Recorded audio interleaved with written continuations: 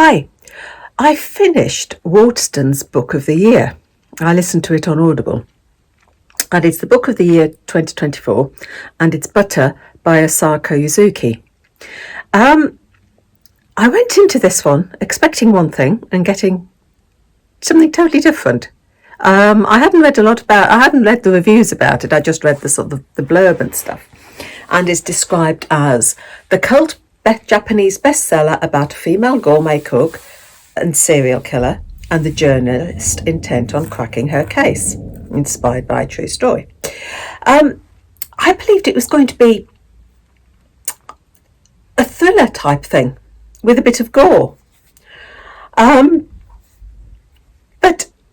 it wasn't. It was more character. It was more about character and themes. We've got misogyny, we've got body image, we've got feminism, just to name three. And it takes inspiration from a real life case about a Japanese serial killer who's now on death row. The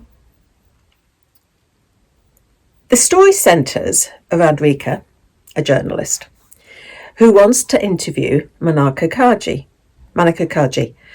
a woman imprisoned for murdering 3 men. But Kaji refuses to be interviewed, especially by a female. So, no matter how many times Rika writes requesting interview, she gets shut down. And then her friend, Waiko, suggests, she's a cook, talk to her about food. So this time Rika writes to her and says, I'd like the recipe for this beef bourguignon. And that gets her in. Kaji talks to her and she becomes a regular visitor on Kaji's terms, of course. And they talk about food. Initially, they talk about food. And Kaji's views about women. And Kaji has very definite views about the role of women, what a woman should be doing for men. Totally opposite to the... Kaji got a lot of bad press, and the real life killer did as well, because people couldn't believe, well, why were men seduced by this woman? She's not attractive, she's a bit overweight, what on earth? Why on earth they go for her? Very sort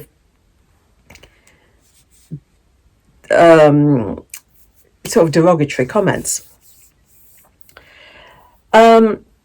But Kaji's view of women is different.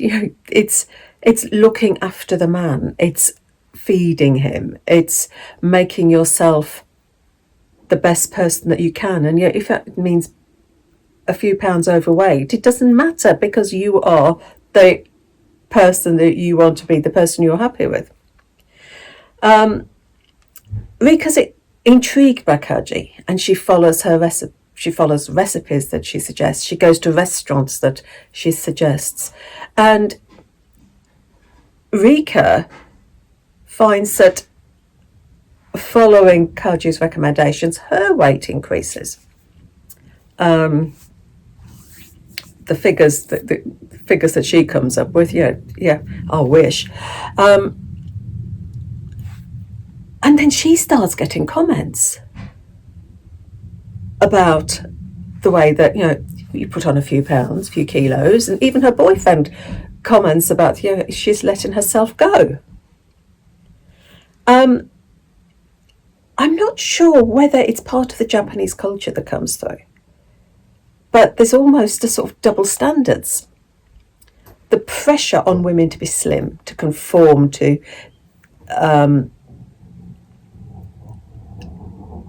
the pressure to be slim, and then to conform to the traditional gender role. Rika's friend Raiko gives up her job as soon as she gets married. It's this. there's a lot about body image, a lot about weight there.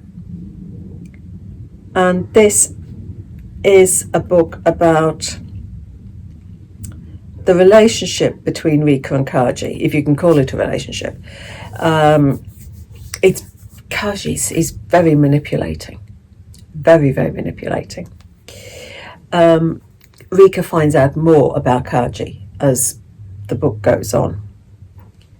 And the relationship that Rika has with herself is interesting. It's a book about discovering her own feelings, how she feels about the few kilos she puts on.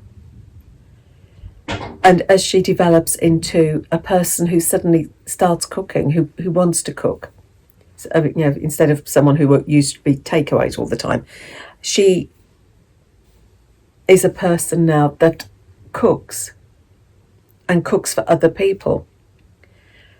And her feelings as she sort of navigates the reactions that people have, her friends and the workmates have to her new shape. Especially the men. It might not have been the thriller that I was expecting, but there are so many descriptions of food in here. You go away feeling hungry. You really do.